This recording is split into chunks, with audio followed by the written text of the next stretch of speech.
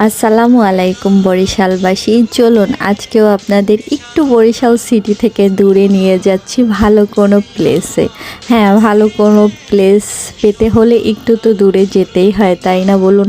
আর আমি তো মনে করতেছি ভবিষ্যতে গড়িয়ার পাড়ের এই দিকটা হয়ে উঠবে একদম পর্যটন কেন্দ্র।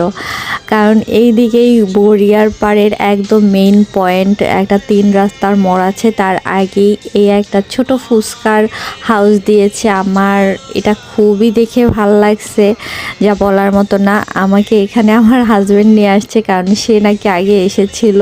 তো প্লেসটা দেখে বলতেছে যে এইটা মানে এই জায়গাটা একটা মেয়ের জন্য পারফেক্ট, যাদের গার্লফ্রেন্ড আছে, বউ আছে, যদি মন খারাপ থাকে, যদি ঝগড়াঝাটি হয় বা সরি বলতে হয়, কোনো ব্যাপার না, এখানে নিয়ে আসবেন, দেখবেন অটোমেটিক গার্লফ্রেন্ড বা বউয়ের মন ভালো হয়ে গেছে।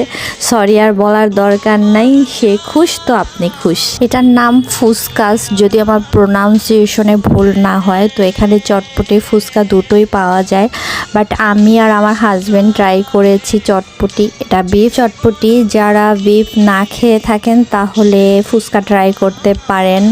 আর যারা বিফ খেয়ে থাকেন তাদের কাছে বলবো যে মাস্ট বি এটা ট্রাই করা খুবই উচিত, কারণ এটা একটা আলাদা রকম ফ্লেভার দেয়। আমি খেয়ে জাস্ট বলেছি হ্যাঁ ঠিক আছে। মানে বরিশালের আমি যে জায়গায় বিফ চটপটি ট্রাই করছি না কেন, একটু কেমন যেন লাগে। আসলে ওদের মাংস সিলেকশন ভালো হয় না, কারণ ওরা একটু ছাটকাট দিয়ে রান্না করে, বাট ওদেরটা আমি একদম ভালো লাগছে। টেস্ট একদম 100-এ 100 লাগছে। আমাকে কোনো প্রমোশনের টাকা